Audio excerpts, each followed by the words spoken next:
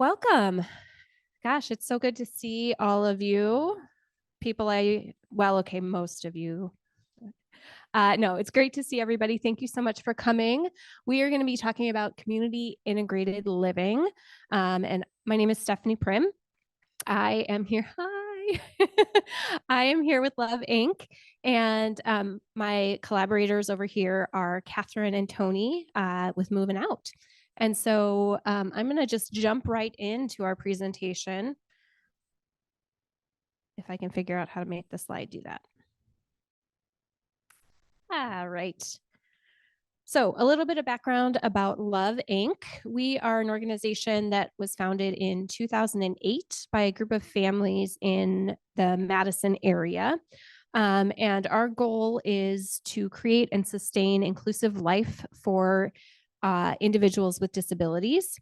In 2014, we started focusing on integrated supported living, and we developed a toolkit to support families who are having trouble figuring out kind of what order or what the questions were to ask themselves about how to accomplish that, because it isn't necessarily the most straightforward path.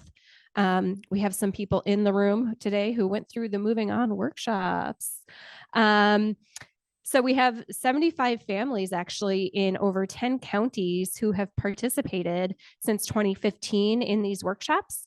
And in addition to that work, we also have a number of other projects. We do a lot of education and training for individuals with disabilities and their families. We have a program called the Bridge Builder Project, which if you want to learn more about, you're in the wrong room. 2 rooms that way is where you can ask Emily. And then we also work with families who want to engage in future planning for a time when the family caregiver is no longer able to provide support. And then we also work with addressing disparities with access to services for Native American and Spanish-speaking families. And if you wanted to learn more about that, you missed my session this morning already. So some of the issues that we focus on in our workshops are common themes that parents have asked us about over the years. And actually we had a group of parents who helped us develop the toolkit from the beginning. So how to start planning for the move. A lot of questions about safety, right? Safety is a big priority for all of us. We want to live somewhere where we feel safe and comfortable. Affordability. How many people worry about money in this room? Don't lie. Okay. So that's always really important because you don't want to run out of money and not be able to stay in your home, right? Moving sucks. That's pretty much universally agreed on. And then also thinking about the care or support services that would be necessary to be successful in your own home, right? Oftentimes as family caregivers, which I am, we don't even realize all the different ways that we're supporting our loved ones when they're living in our house until they're living somewhere else. And we're like, oh yeah, I did always remind them to do X, Y, and Z. And I'm not there every day, so I'm not reminding them, and that's falling through the cracks. So that's really important. We also want folks to walk out with a really concrete plan, a financial budget, so that they have a sense of what they can afford for rent, maybe identifying a specific apartment or an area that they're looking at to rent from or rent in, an idea of their support needs and any skills that they want to develop either prior to moving or immediately after they move. Sometimes it's hard to develop skills until you're living in your new home, in the new environment. You know, if you're practicing your cooking skills, for example, every stovetop works a little bit differently. Every microwave works a little bit differently. So those skills don't always transfer from one environment to another. So that's a little bit about our workshops. I'm not really going to talk any more about those unless there are specific questions. How often are the workshops? So we offer the workshops on Zoom once or twice a year. And it's 5 to 8 sessions. So there are 5 sessions for the whole family and then 3 sessions specifically for individuals with disabilities to participate in. Yeah. Okay. So I'm going to do a little bit of an overview about supported living. I'm going to talk a little bit about group homes because I know a lot of people are familiar with the concept of a group home. So I'll talk a little bit about that and just kind of explain the difference. We'll talk about support brokering, some affordable housing uh, definitions, and then we'll go from there. So I'd like to start with this. No one can read the tiny little print up there, but those of you who've been in the Moving On workshops may recognize this document. So for a person with a disability, there are a lot of options for where to live. And this document shows you how they fit on this spectrum from most restrictive to least restrictive. And so you can see group home is kind of on the more restrictive side of the ledger. And what that means is the setting itself is very highly regulated by the state. And you, as an individual who resides there, is going to be more heavily regulated in what you can and can't do in your home with your space, and also what kind of support you receive. On the other side is what we call supported living, which are places where there is less regulation and you have the opportunity to have a more individualized caregiving team or support team. So I always like a visual. This is a good visual way to imagine the difference between a group home and supported living. So in the group home scenario, which is on the lower left side of the screen, I have to do this. Anybody else? um, so usually the group home either owns or rents the home that the individuals live in, and they also hire the caregivers that work in the home. And then if you go to a group home, they will assign you to a room or a bed in that group home. They can also move you from one location to another, whether within the same home or in a different home.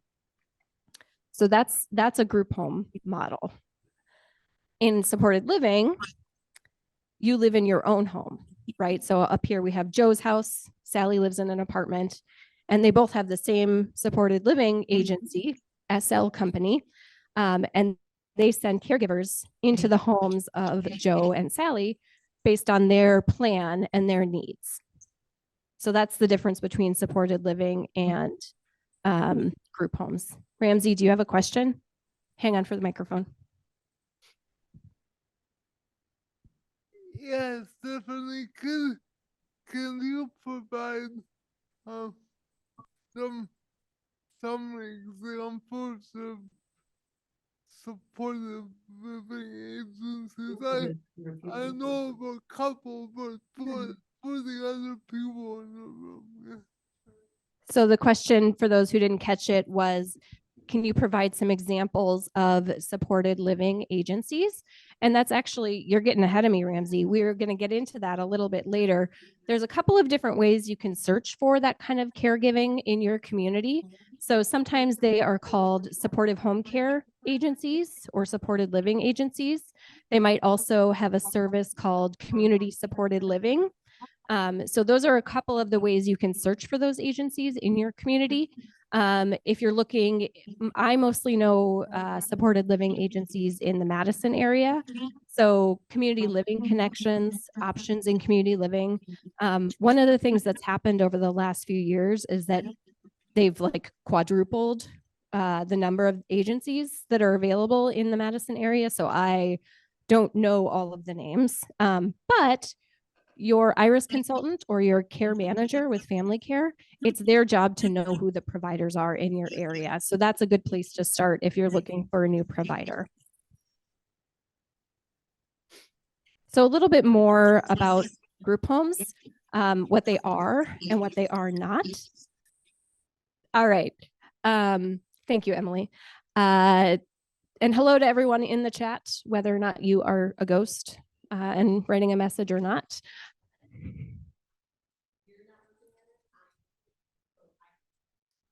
Yes. Sally knows what's going on in the chat. It is not my job to know what's going on in the chat. Emily's always going to keep me on my toes. Okay. Another thing about group homes to be aware of is that there's a cost share that is required if you live in a group home, and that goes towards the room and board expenses. And the way that the amount of your cost share is calculated is based on how much money you're going to be left with each month. Please, no one ask me how much money it is, but it is, I think, under $100 a month of spending money. So it's a pretty significant limitation in spending money. Now, renting an apartment on your own is not cheap, and buying your own food is not cheap. So it's definitely something that requires you to do some budgeting ahead of time and figure out what you can afford for rent and food. But that's something important to be aware of. Some things that group homes aren't very good at. You don't get a lot of privacy in a group home. You also aren't encouraged to be very independent necessarily. And so it's not necessarily a place where your skills might grow. I've talked to folks who lived in group homes where they weren't allowed to go into the kitchen because the staff couldn't support everyone, or they couldn't make sure that you were safe in the kitchen. So the rule was you just can't go into the kitchen. And it didn't matter if you wanted a drink of water or you wanted to prepare a meal, the kitchen was off limits to you. This is your own home, right? This is where you live. So along with that, right, skill building doesn't really happen. There's not usually enough staff to provide a lot of individualized support to someone living in a group home. And so that can be really frustrating for people. You also aren't guaranteed to get along with all of the staff or with the other people that live there. That's not always fun. How many of you have had bad roommates? All right, anyone whose hand is not up is lying.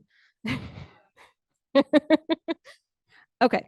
Another thing I hear a lot about group homes is that there's a sense of safety about living in a group home. And that's not necessarily true, right? Statistically, we know that people who live in group homes are more likely to be abused or neglected by staff than people who don't live in group homes. So I think that's really important to keep in mind. I clicked. I can't wait for someone else to be pushing these buttons and also have a hard time with it. This is my anxiety. Kevin knows I'm anxious if I seem like I don't know how the technology works, because I do. I absolutely do. Okay. Just real quickly, I think I've kind of covered a lot of this already, but when you are living in supported living, you get to choose your own place to live, which is really important, right? We all have a lot of feelings and opinions about where we live. There's a whole industry that's designed around helping people find the perfect place to live. It's called realtors. They have commercials now. Has anybody seen the realtor commercial? What's that about? The other great thing about supported living is you can choose an agency to provide services to you in your home. And if you're not satisfied with the services that they're providing, you can fire them and hire a different agency, but you don't have to move, right? If you're unhappy with the staff at your group home, the only way to fix that is to move to a different group home or to move into supported living. So that's a really important benefit. Most people who live, who are doing supported living have a much more individual focus in their support. They can build skills. They have control over their schedule. They don't have a bedtime necessarily that the staff dictates. They don't have a, I saw somebody's eyes get really big in the back there when I said bedtime. You know, there's just more independence and ability to be in charge of your own life, which I don't know about you guys, but most of you are probably here because you're interested in being in charge of your own life, right? Self-determination, that's what that is. Okay.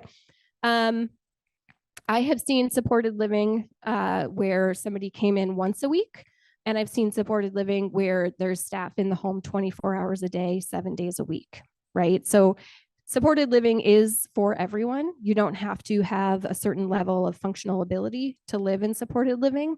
It is for everyone. You also can pick your own roommate or housemate, or decide that you don't want one. So my brother has autism. He would not be a good roommate. Thankfully, this is something he knows about himself. And so he lives alone. He's lived alone for 20 years. Some of those 20 years, he hardly left his house. Fortunately, that's not the case anymore. And he does have a pretty active social life. But living alone is a choice that some people make for themselves. Neighbors. How many people that are caregivers that are thinking about their loved ones moving out worry about their neighbors bothering them? Some hands? Yep. Okay. I hear you. I absolutely hear you. Neighbors are a lot of things. They are sometimes a nuisance. Sometimes they can be an acquaintance. They may even become a friend. Sometimes even neighbors can be supportive, right? My husband and I have a neighbor who has dementia, and she was having a hard time with her caregiver this weekend. And so she came over to our house for a little bit and calmed down, right? That's what neighbors do. So I understand the worry that a neighbor is going to harm you in some way. 95% of the time, they're just going to mildly annoy you, is what neighbors do. How many people have annoying neighbors right now? Yeah, I see Catherine over there. You too, Tony? No, not anymore. All right. Can't wait to hear that story. So to kind of address some of the common concerns that I hear about supported living, a lot of families worry that their loved one will be isolated if they live in their own place or just have one roommate, right? That can be really socially isolating. One thing that I've seen some families do is decide that we're all going to, our loved ones enjoy spending time together. We're going to move them into close proximity to each other, right? They're not going to take over a whole apartment building necessarily, but what if they all lived, in the same larger building? Then they could hang out. They wouldn't have to worry about transportation, getting to and from their friend's house. It's just going up the elevator or down the hallway. That's one option. As I mentioned, there was a few years in my brother's journey of living on his own where he had not really left his apartment and he was very socially isolated. We worked with Love Inc. to develop something called a bridge builder. They helped him make some connections. He made connections through Love Inc. and found a lot of friends. And the other thing about my brother that I had to come to terms with is that he actually didn't need as much social interaction as I thought he did, or as I did maybe. And he was pretty comfortable and okay with being alone a lot of the time. And so sometimes we also have to check and make sure that we don't have our own idea of what someone might need or want for social interaction when they're living on their own. Skills. How are they going to do their laundry? How are they going to eat? How are they going to manage to get up in time to go to work every day? Really important questions. And I think why it's really important to be thoughtful when you're designing the support that will come around the individual in their supported living setting. I also will say, I talk to families all the time who say, wow, I didn't think they could do X, Y, or Z. And then they moved out and suddenly they could. I didn't know when they learned how to do that. So I think also recognizing that they may need some more support initially, and that can maybe fade over time as they learn more skills, as they figure out the microwave, etc. Safety. All right, I talked about this one a little bit. I think it's really important to get to know your neighbors when you move into a new place. Bring cookies, try to get to know people, introduce yourself in the mailroom, all that kind of stuff. What can be great about that is if there's like a fire alarm in the building or a tornado siren or some other kind of emergency, you might know some of the people who live around you and they might check on you or look out for you in the case of an emergency. There's also a lot of technology available to support independence. that can help address specific safety concerns. So I know one I hear a lot is, what if somebody knocks on the door at 2 a.m. and they answer it? Really valid question. Most people aren't knocking on doors at 2 a.m, although it did happen once to my brother. So I think something to think about is, what kind of technology support can we get installed that might help them get support when they need it, such as when somebody knocks on the door.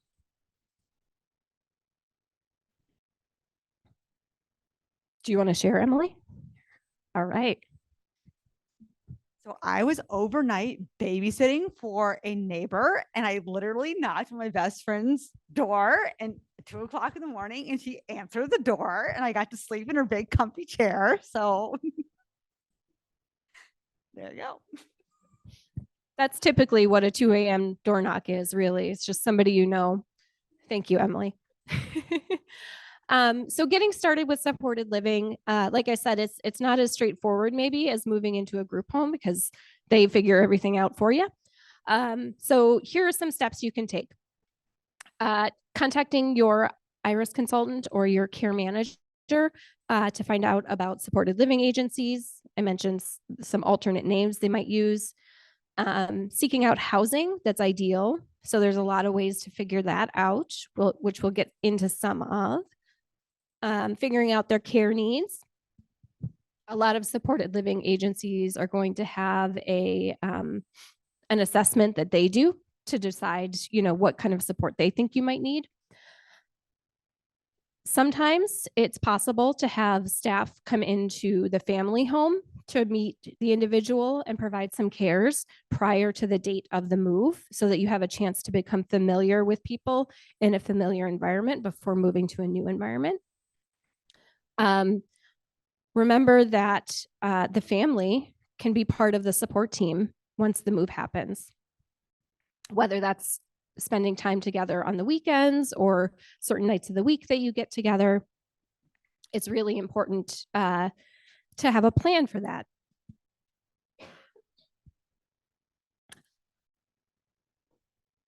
I'm gonna get a drink of water, but I'm seeing Nancy Alar in the room here, and she's the person who taught me this.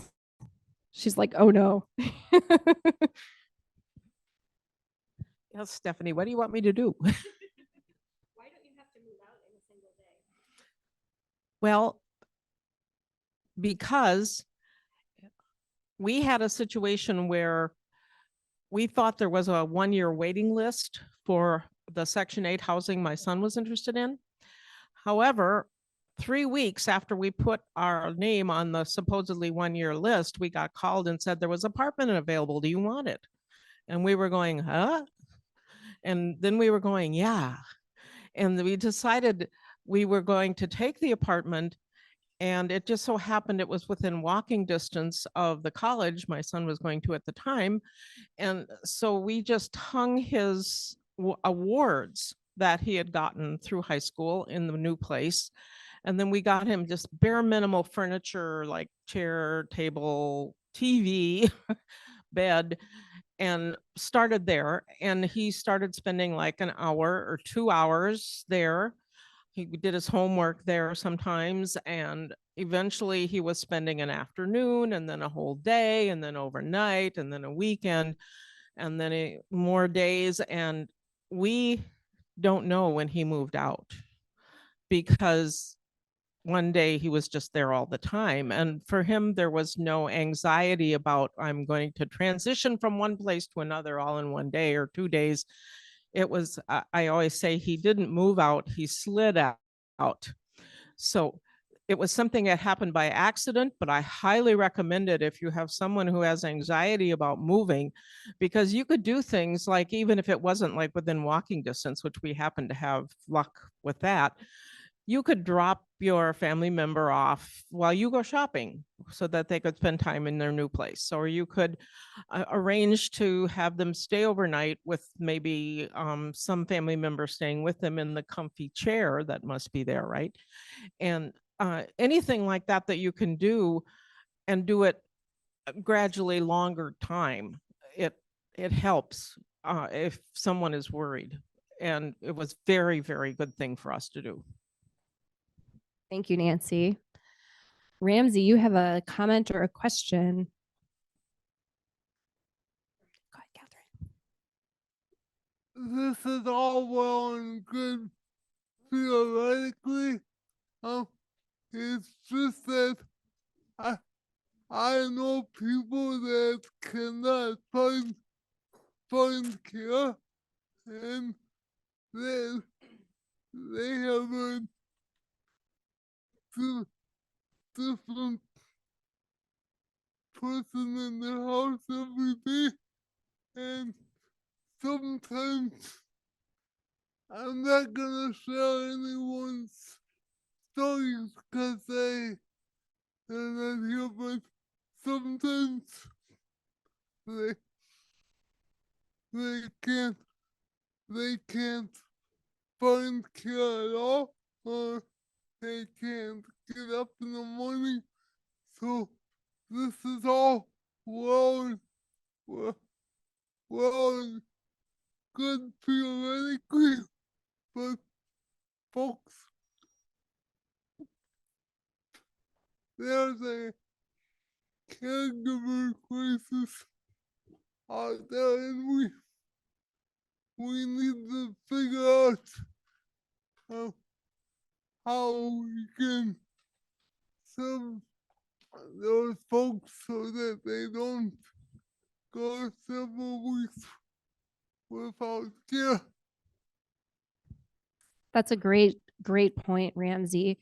All of this depends on there being good caregivers available in your community. And that's something a lot of us are struggling to find right now. So I don't have the answer for that, but maybe next year at the SD conference, Ramsey, we can co-present about advocating for better wages for direct caregivers. How about?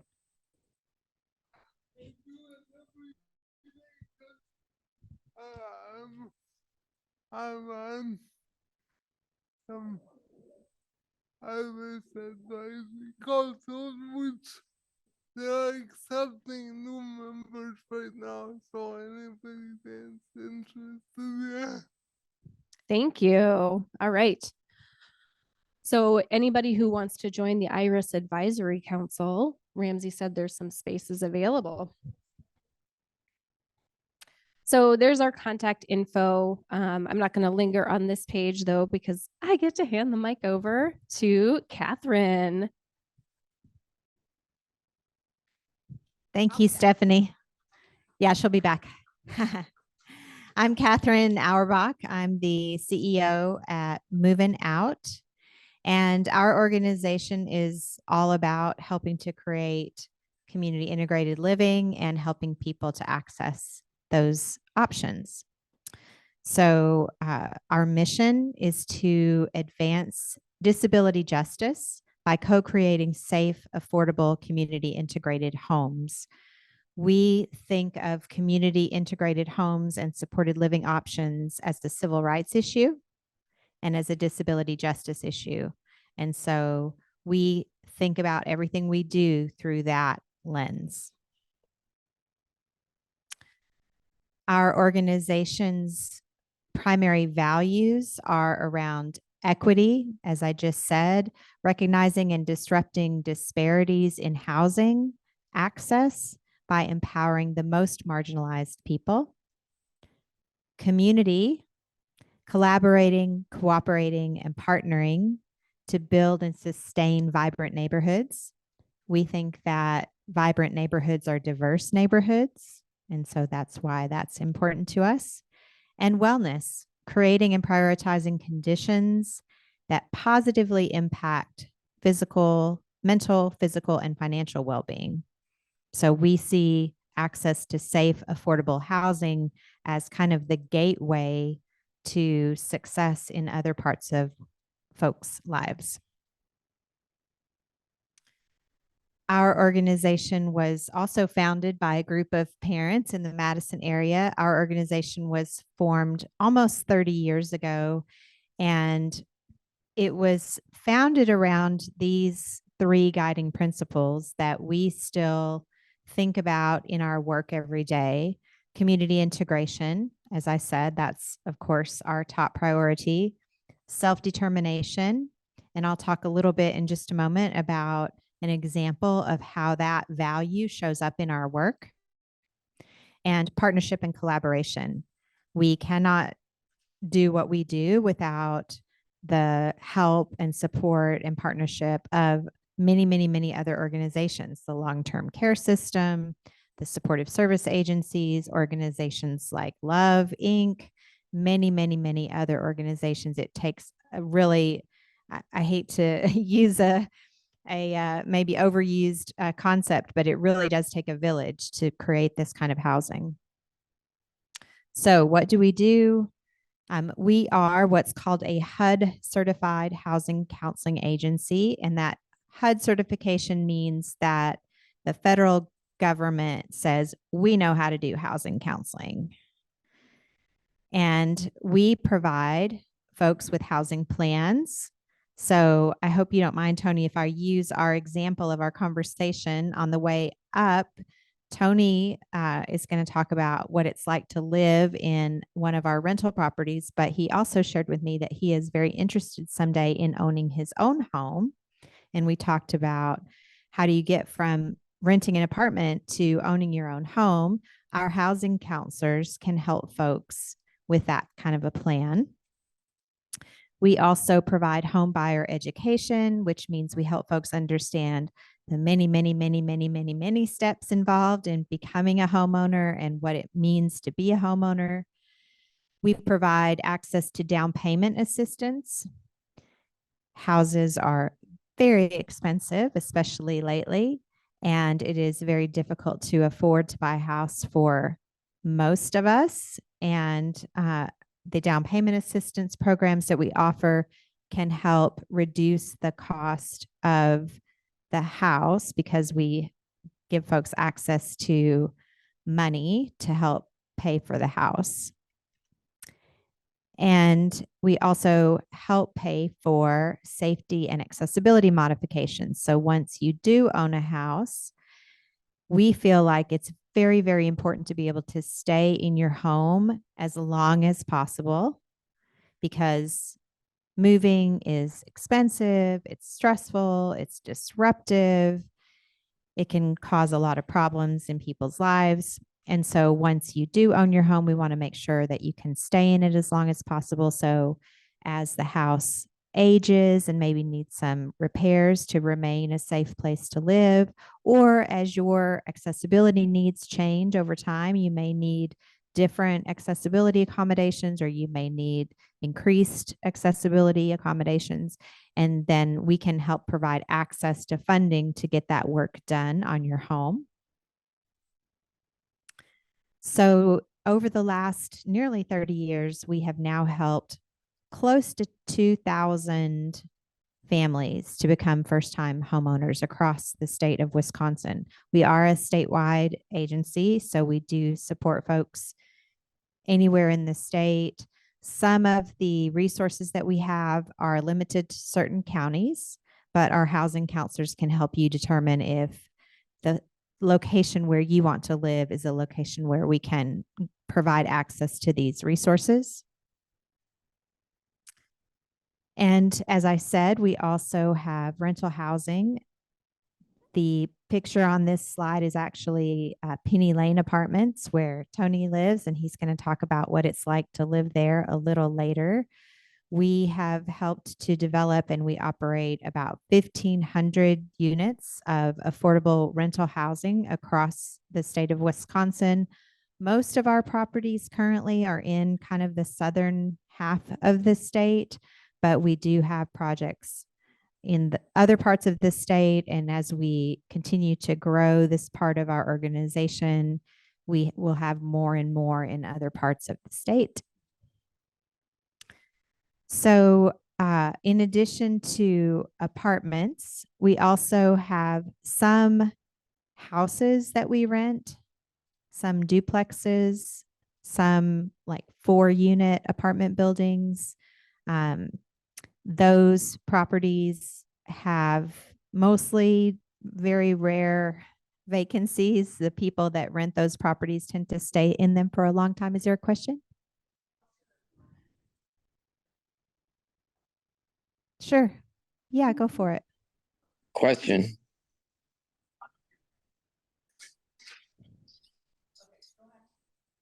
Check, check.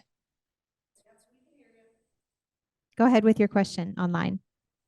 My question is, looking to be a first-time homeowner, cost versus maintenance and upkeep and the staff you would need for that, especially as you get older and you can't do a lot of that stuff on your own, especially in a wheelchair.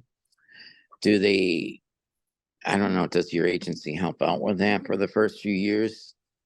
It's not for So- everybody at home. So unless you have the help and unless you have the money to sustain it, it's not for everybody, from what I can tell. Maybe I'm wrong, and I apologize if I'm wrong, but I'm wondering what they can get involved with and help out, and if that's even a realistic option, given that. Thank you for the question. So the question was, if you purchase your own house, how do you maintain your house? How do you afford to maintain your house? How do you physically maintain your house? That is something that is a very important conversation to have with our housing counselors, because owning your own home does require a lot of work and it's not for everyone.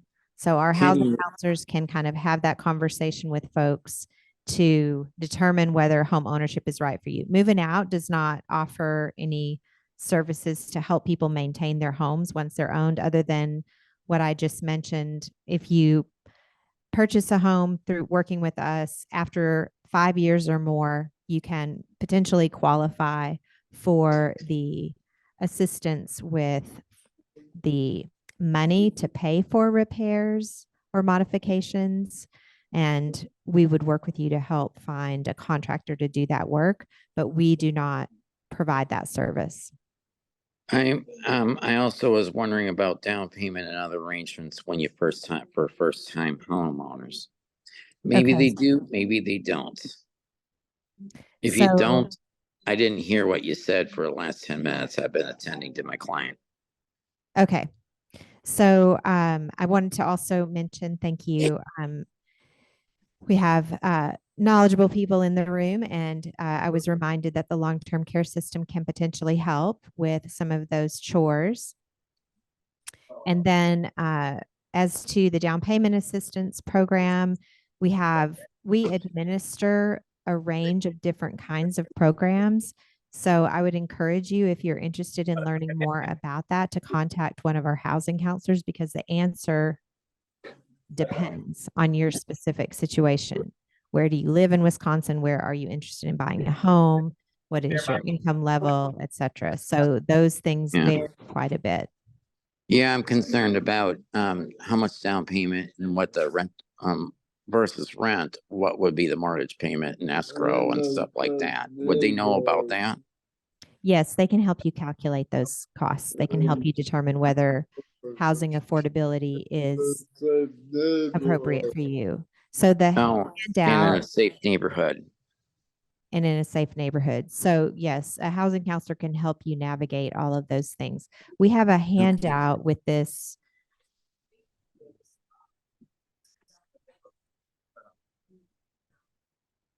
Okay. All right. So yes, please feel free to contact Moving Out. Let us know that you want to speak with a housing counselor, and someone will respond to you in your preferred method, whether by phone or email. So for those kinds of specific questions, it's best to speak with a housing counselor, because otherwise I'm sharing information that might not apply to everyone's individual situation. So part of what is considered in our rental properties is mixed income. So earlier I said it's really important to us to help support and create diverse and inclusive communities. And part of that diversity, in our view, is also household income. So when we develop an apartment building, the affordability levels for the individual apartments are mixed. So there may be some people who have income that ranges from 30 to 80% of what's called the area median income.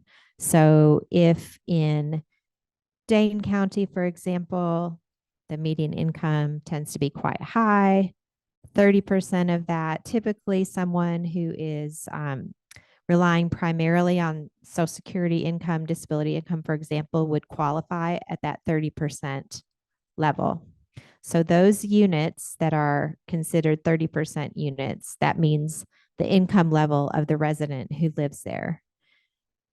But we don't put in one building only 30% units or mostly 30% units, right? We think it's important to have a mix of income levels, just like we think it's important to have a mix of people, some people with disabilities, some people without disabilities, some white people, some Black and brown people, some tall people, some short people, all different kinds of people to make a vibrant, healthy community.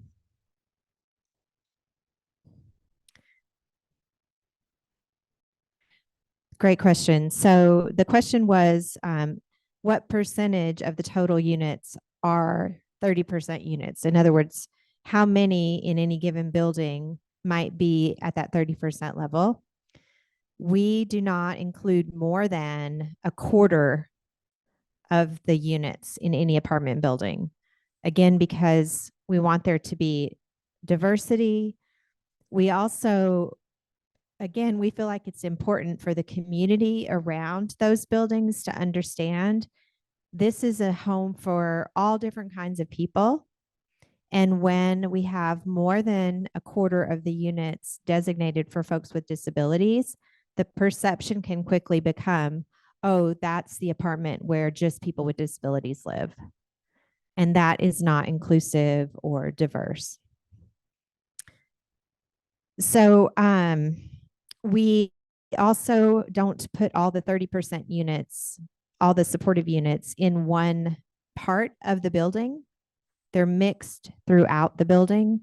So we would not, for example, put all of the supportive units for people with disabilities on one floor or on one side of the building or in a separate building. It's completely mixed together. And you cannot distinguish the supportive units from any other units. I do not know in our properties of my own organization where I've worked for 5.5 years, when I walk down the hall, I don't know which unit is a supportive unit versus another unit. They're indistinguishable. They're all beautiful, safe, lovely places to live. We do not provide supportive services. So when I said earlier, how does that self-determination value show up in what we do? That's one way that we live into that value. Because as Stephanie explained, in community supported living, you choose your own supportive services based on your needs and your choices. We do not make those choices for you. So when we develop a new apartment building, we don't contract with any particular supportive service provider to provide everyone who needs supportive services in that building with those services. What we do is called resident services coordination. And that is simply kind of stepping into the gap between supportive services and property management. If you live in a rental property, there's a property manager that takes care of the building. So again, back to my conversation with Tony earlier, if you own a home and something breaks, there's no property manager to call and just say, hey, come fix this, it broke. If you need a plumber, you have to call a plumber. If you need an electrician, you have to call an electrician. If you live in an apartment, the property managers take care of those things for you. If anything goes wrong, you call them, they take care of it. You don't have to pay extra for that. Sometimes there may be issues that come up that are not an issue for the property managers to help you solve, and they may not be an issue for the supportive service provider to solve, we can help with those kinds of problems. And sometimes that just looks like helping you figure out what you need and who to call. That's a very good question. How did resident services coordination get paid for? If only we knew. Sometimes they do not get paid for. We try to include funding for resident services coordination in the project budget so that, you know, we're able to. Well, she asked if part of the rents go to that. It's a little, the funding for these is a little complicated, and I don't think we're planning to get into that too much today. Most of our properties are what's called Section 42, low income housing tax credit funded projects, and that helps us pay for the development on the front end. And then there's not the rents that are paid just kind of barely cover operations, basically. All right. So in addition to that space that I talked about just a moment ago, that in between property management and supportive services, we also try to help residents in our supportive units make connections with their neighbors, with the community. We try to help the folks who live in our supportive units be able to share their strengths and their talents and their interests. So can I ask you your name, sir? My name's Henry. Henry. Okay. Henry is a drummer, I think, if I'm not mistaken. Okay. So if Henry lived in one of our apartment buildings, he might be interested in sharing with his neighbors his drumming talent. He might be interested in teaching some of his neighbors how to do what he does with those drumsticks, which is pretty fancy. Yeah. So we can help Henry to do that, right? So that's what our approach is to helping make connections. It's based on the interest and skills and talents and gifts of the residents. We don't decide what those activities might look like to help people make connections. We feel like it's more important to just essentially support whatever the residents are interested in. That may look like some leadership development opportunities, because I'll just keep using Henry as an example if you don't mind, but that might give Henry the opportunity to teach a class, as I said, in drumming, and that's an important leadership skill to be able to do that, to create connections and opportunities, as I said. And underneath it all is really this desire to help people build what we call social capital. That just means having more relationships with the people around you. That alone can help you be a more successful tenant when you know your neighbors and they know you. So here's our contact information. We have a contact form on our website if you prefer that, or you can email us, or you can call us and leave a message, and the appropriate person on our team will give you a call back.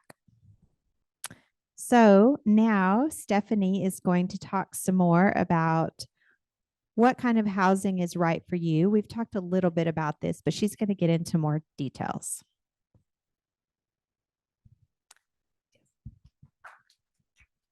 Thanks, Catherine. Is this on?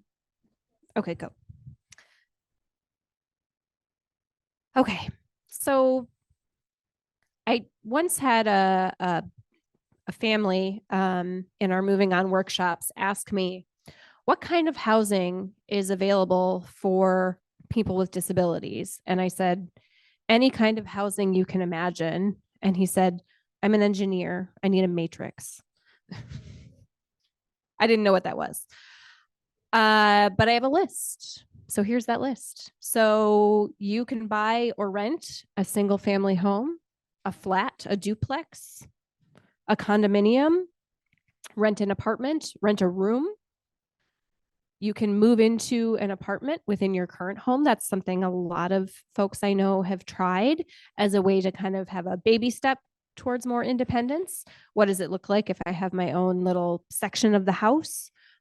Maybe a microwave or a little mini fridge, kind of like a college dorm kind of setup. Any other, you can live in a cave, I hear. Maybe that's only on Airbnb. A tiny house, a giant house, all kinds of houses. So something that's important to think about when you're thinking about what housing might be right for your loved one is the environment around the housing. So how many of you grew up in a rural area? Can I see hands? So I see a couple of hands up.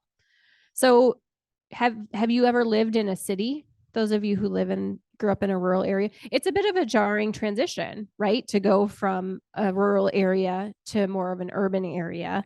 The noises, there's sirens, there's cars, there's other people's conversations, what have you. So taking that into consideration is really critical for folks with disabilities, because you may not know that you have that sensitivity specific to your home, but you probably are aware if noises bother you, right? And anyone who's lived in apartments knows that you will hear noises from other neighbors while you're living there. So taking that into consideration, thinking about what kind of neighborhood amenities you want to have. So is it important to you that there's an easy access to a grocery store or to employment opportunities, to a healthcare clinic, especially if you're living in a more rural area and want to continue, making sure that you know what are the services that are closest to that location. And does my insurance work there? Is that something, do they have a good reputation?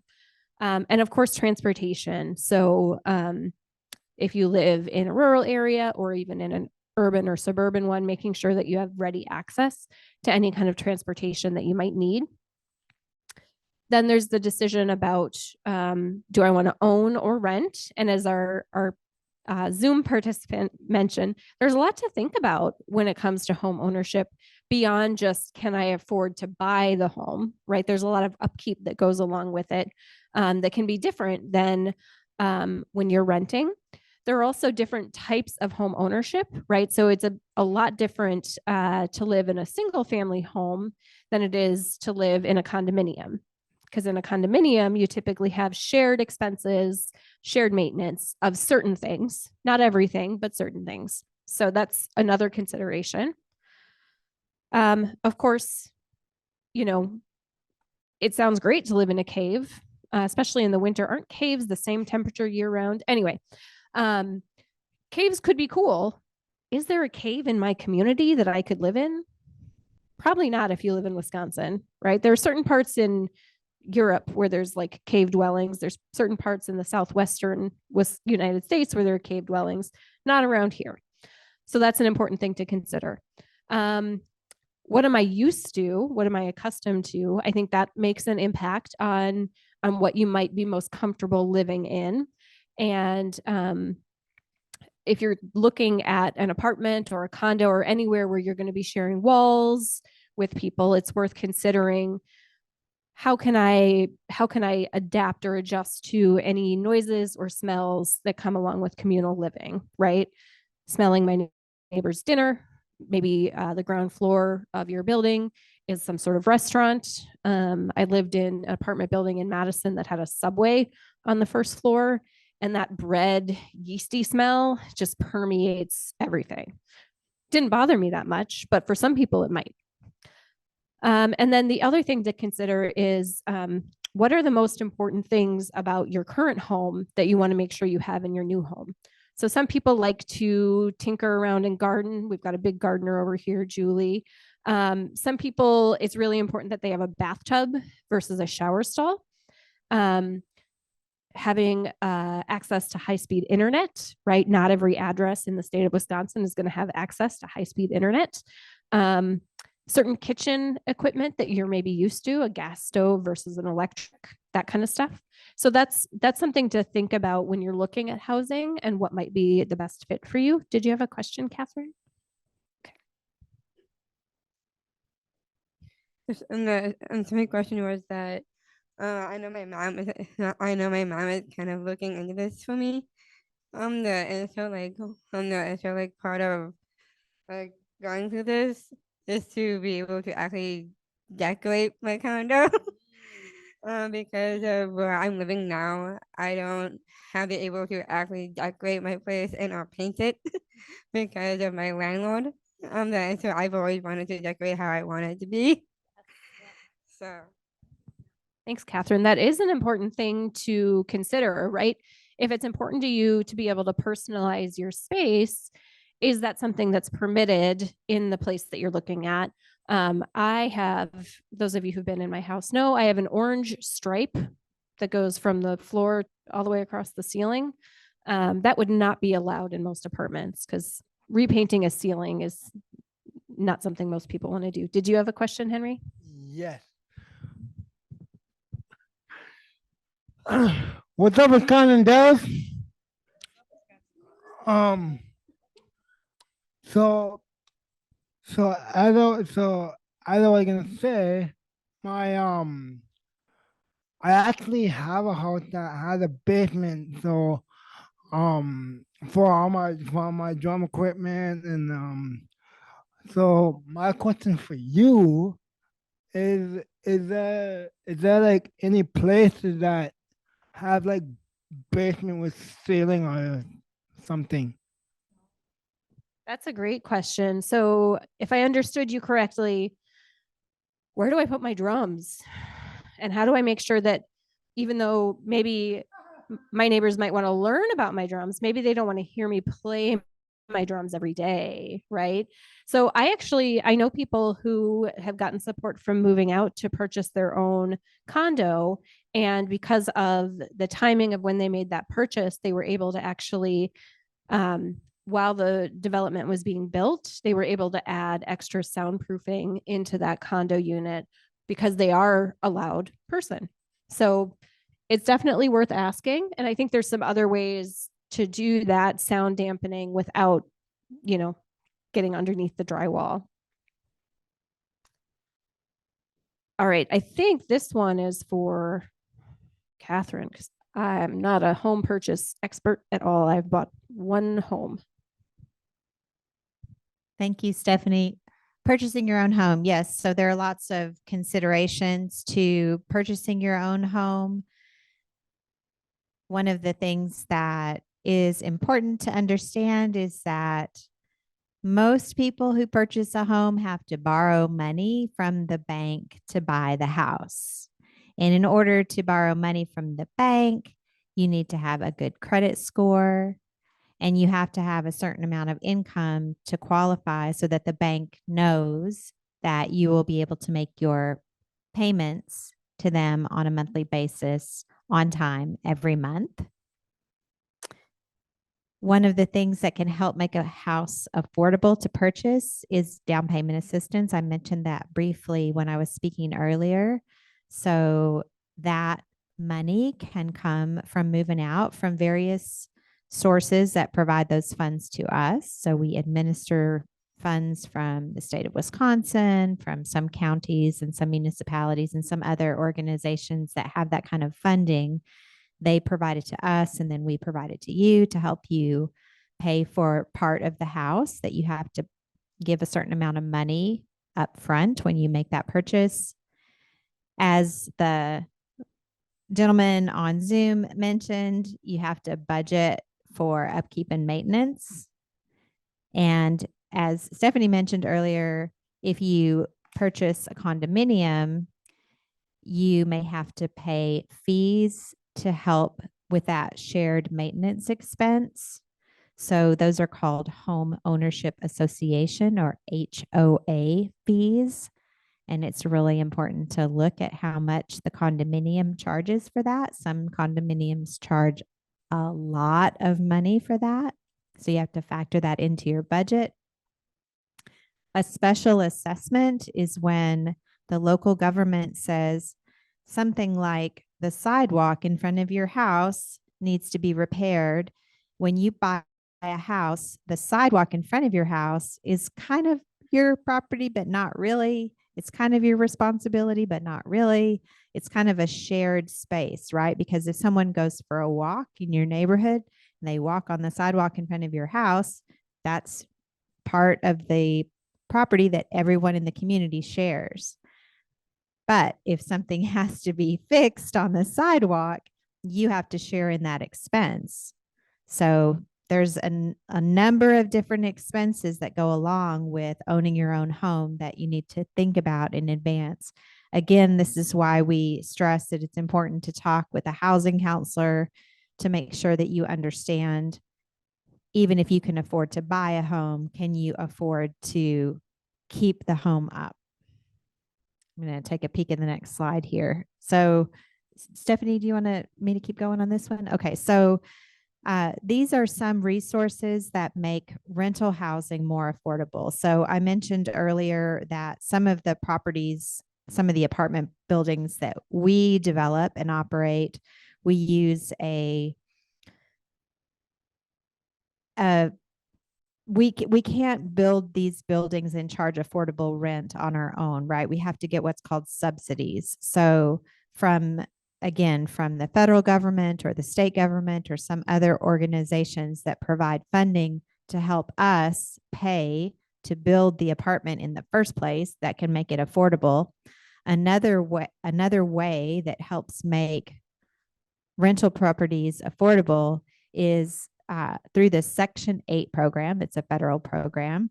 And these Section 8 vouchers can be either a portable voucher or a project-based voucher. So you may have a Section 8 voucher. You can use that to rent an apartment anywhere.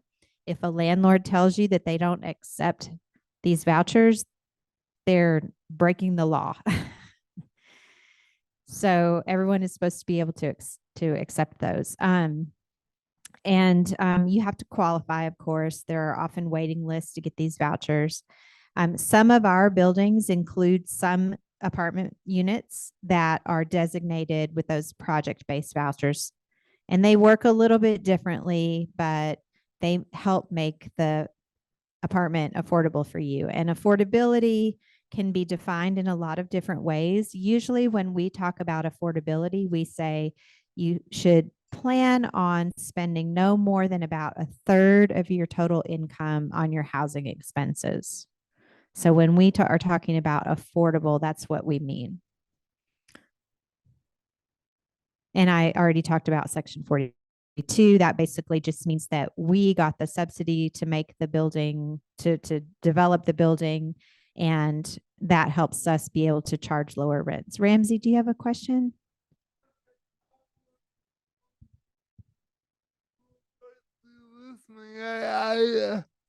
I didn't hear you say that to be eligible for the moving out program, you have to be on some type of long-term care, like family care or Irish.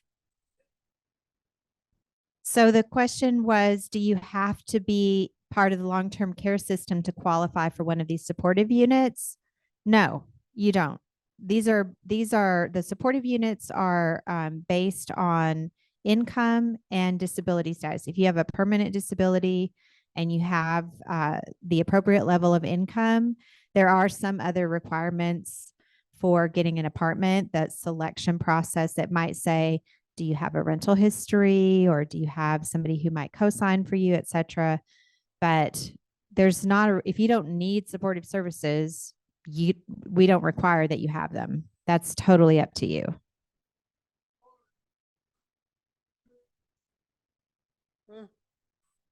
Thank you for the education on that. Thank you, Ramsey. All right, so let's see, what is the next slide? So I talked about this already a little bit, area median income.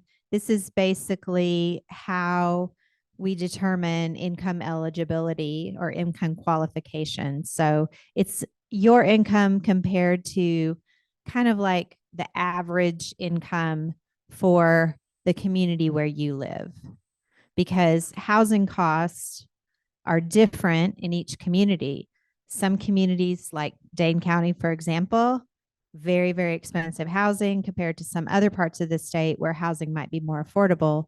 So, if you can afford an apartment in Greene County, for example, it does not necessarily mean you can afford an apartment in Dane County. So that's what this area median income is about. And then the other thing to think about is what's called naturally occurring affordable housing, which is a very fancy way of simply saying that the owner of that rental property sets the rent at an affordable rate without any subsidies necessarily. I used to live in one of these because I was very fortunate and my landlord just didn't raise the rent. So I lived there 17 years. And by the time I left, the rent on my 3-bedroom home was less than half of the market rate. That was just sheer luck. And I don't think that it was intentionally affordable, right? It was just a fortunate situation. Yes, there's a question. Just a moment. I assume some of the rental things you have are single family homes, condos, things like that. Have you ever sold one of those to the occupants? So I talked earlier that about our rental properties. Some of them are single family homes and duplexes and 4-unit buildings, et cetera. That portfolio of properties has remained rental properties so far, primarily because the residents who live in those properties have lived there for a very long time. Home ownership is not necessarily appropriate for them. That's why they live in a rental property for so long for those folks. However, if one of our properties that is a house or a duplex, for example, is we have a situation currently where I guess the short answer to your question is generally not. However, we do have one property that it's a duplex. One side of it is vacant. The other side is about to be vacant, and the whole thing needs a bunch of repairs. So we are considering complicated funding mechanisms and subsidies that are in there that make it kind of hard to pull apart. But we're hoping that we'll be able to get some funding to completely rehab that whole thing and then make it available for sale, one half of the duplex and the other half of the duplex. But generally not, because the folks who live in those particular properties have been long-term renters because renting is what's appropriate for them. I see another question. How are we doing on time, Abby? Okay, so we'll do this question, but then we'll keep moving quickly. Okay. So my question is mostly about pets. Because my apartment where I live, they actually have this, they have this rule of like no pets. And then with your condos and homes, do they have any limits on pets, or do they don't? Because because my parents have a dog, and then I have a brother that's like looking into a dog. So I'm the that's right, and I would like to have a dog or maybe like pets if they are allowed. So the question was about pets in rental properties, and the answer, I'm sorry, is it depends. Because depending on the property management, the rules for each apartment are different. For each apartment building may be different. most of our properties allow small pets. There's usually an additional cost. So on top of the rent, you have to pay an additional amount of money every month because pets sometimes cause damage or make a mess, etc. So there's an extra fee for that. And this is not, that would exclude service animals, for example. So if you have a service animal, that animal would be allowed. All right. All right. Tony, it is Tony's turn. So Stephanie, do you want to take those questions for Tony? Yeah, so I'm going to come over next to you, Tony. So you, as we know, live in an apartment that was developed by moving out. When you were looking for housing, when you were looking to move, what kind of housing were you most interested in? I was looking for on the bus line because I don't drive. On the east side, So you knew that it had to be on the bus line and on the east side. Were there any other amenities that you were looking at for the neighborhood?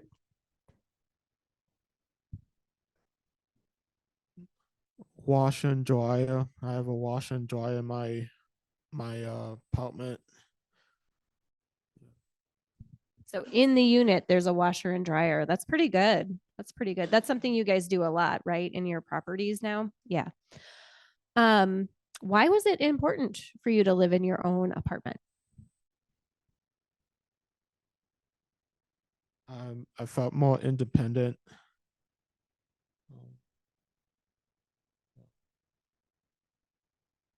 Great. Talk to me a little bit about how you found your apartment and if anybody helped you with that. I had a case manager who helped me move into the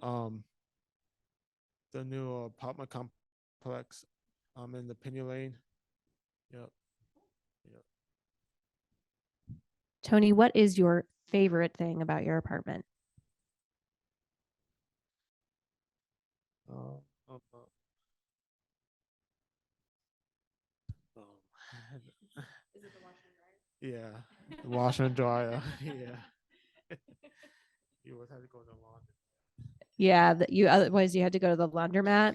Yeah, that's something that is such a great advancement in um, affordable housing. Is having spent a little bit of time researching this, I know that the more amenities you add to a building, the more likely you are to get approved to get the funding to build the building. And a washer and dryer in the unit is one of those things that had some points to the score. I think it was a microwave and already in there in the fridge too. Yeah. Thank you. Yeah, built-in microwave in the kitchen is really great because a new stove. All right. Was there anything that you felt nervous or worried about before you moved?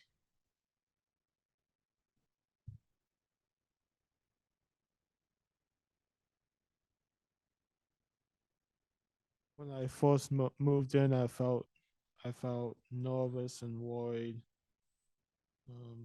I had support from my team and my family and my case manager. Is there anything else you wanted to share, Tony? No. Okay. Are you Living on my own, just love living on my own. Thanks, Tony. Great. I'm going to see what's next on the mystery slideshow. Yay. Thank you, Tony. So I'm just going to quickly, because we're starting to run out of time. We've had lots of great questions and great conversations. So we're going to move it along a little bit quickly here to get to our activity. So these are just some images of some of our newest properties, and hopefully you can see those pictures okay. This is a brand new apartment building in Cottage Grove, Wisconsin. It's the first affordable housing development in Cottage Grove. And You can see there, as Tony was saying, there's a built-in microwave, there's beautiful kitchen appliances, beautiful views out the big sunny windows, beautiful flooring. This apartment looks like lots of market rate, regular priced apartments. They're designed to be beautiful, safe homes. And these are some pictures of the Andre Apartments in Madison, Wisconsin.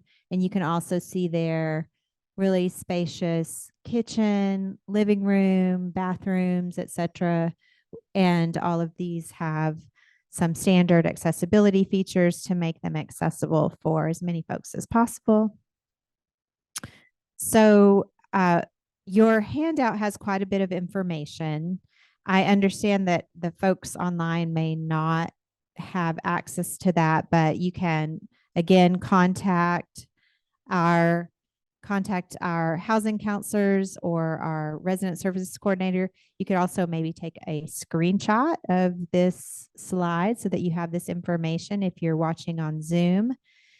So we will just kind of pop through these. I won't go into these details, some of these questions, but we want to get to the activity to help you understand how to search for housing in your community. All right. How many of you feel like you are Google experts? Sally. All right. We got some Google experts in the room. Okay. Emily's given me a maybe, not sure.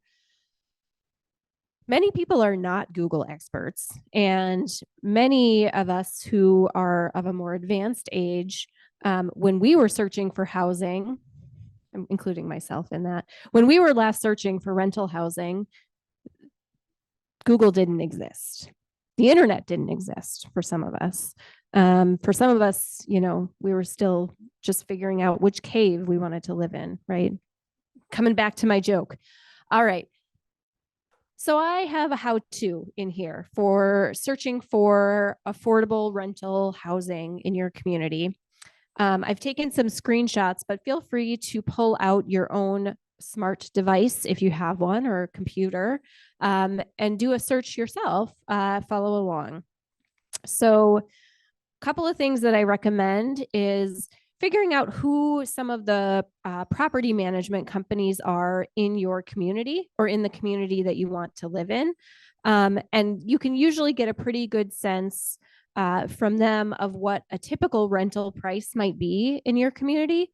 In some cases, it might be that a typical market rate rental price is affordable for you. Depending on your community, it might not be. But just to get a sense of what that is, look around for new development in your community. Oftentimes you'll be able to see the names of developers that are involved in projects, and get a sense of maybe who is developing nice, affordable housing, like moving out. Figuring out your rental budget. I swear, whatever animal is in my throat needs to get out. I had a presentation this morning. I think I did something. So I recommend in Google, if you want to find affordable housing, you type in either Section 8 or Section 42. You could do 2 searches, and then the name of your community. There are also some organizations that maintain lists of affordable housing. So in the Madison area, the Tenant Resource Center does that. There's organizations throughout the state that do that. Looking on the Moving Out website to see if they've developed anything in your community is a great place to start as well. So truly, if you want to follow along, search in your community, Section 8 housing, Lake Delton, etc. So I figured, since we're in Wisconsin Dells today, I would show us a Google search of Wisconsin Dells affordable housing. So I did Section 8 housing, Wisconsin Dells, Wisconsin, which is always so confusingly repetitive on Google. But this is kind of what it looks like on Google. You have to kind of scroll down quite a bit sometimes to find useful information, but you can find some useful information there. There's 2 websites that kind of come up first that are kind of clearinghouses for apartment information. I'm going to recommend another one, but these are some of the ones that might come up. So you've got lowincomehousing.us and affordablehousing.online.com. In the state of Wisconsin, there's actually a website called Wisconsin Housing Search, wihousingsearch.org. And that's actually supported by WIDA, and don't ask me what that stands for, and several other organizations in the state that focus on affordable housing. So I did the same search on the Wisconsin Housing Search.org for Wisconsin Dells and came upon these listings. So one thing that jumps out right away is that some of these rents look pretty affordable. I would love to live somewhere for $0. That sounds ideal, right? That's in these listing services. That's often a sign that this is a Section 8 unit where the rent is based on your income and there is wide variability in the amount of the rent. You can also see a picture of the exterior of the apartment. That may or may not be helpful. I don't know, these buildings look a little older. They don't look as fancy as some of the ones we were looking at a minute ago. But I clicked on the Valley View apartments and then got to this information. So I can see a map of where it is. I see another picture there. I also see the name of the property management company. And I see when it was built. I also can see that they are going to require a credit check before I move in and a criminal check. So that also tells you that they're looking at the people who move into these apartments pretty carefully. So it's probably going to be a relatively safe place, right? Because if you have to go through a criminal check and a credit check, you have to be pretty on the up and up. One thing I recommend doing is when you get this far in your search, hop over to the website for the property management company, see if they manage other properties in your area. I did that for this particular one. They do not. They manage a lot of properties, but nothing else in the Wisconsin Dells area. You can also see there's a lot more information that I didn't include that you can scroll down to. No pets allowed at this apartment. And smoking is allowed. So those are two things that might be really important to you, that you do smoke or you don't smoke, or you don't like to be around smoke. And also if you want to have a pet, that can be really important information. Questions about this searching? Perhaps can you tell us a little bit how actually to apply for this section and what the housing authority had to do? Because not all of them get back to people. It seems that you have to have already something in mind. So I don't even know what's the connection of it. Thank you.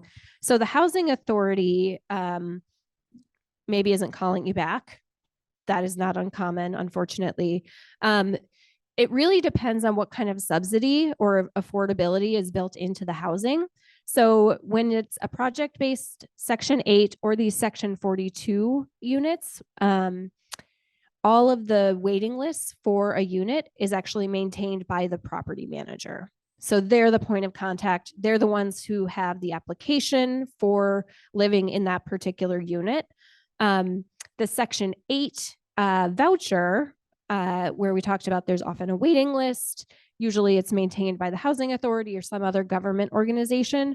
They don't always accept new applications for that waiting list. Oftentimes the waiting list will be closed. When it does open up, they tend to get a bunch of applications all at once. I usually advise people not to put a lot of, depending on your community, but don't wait for a Section 8 voucher.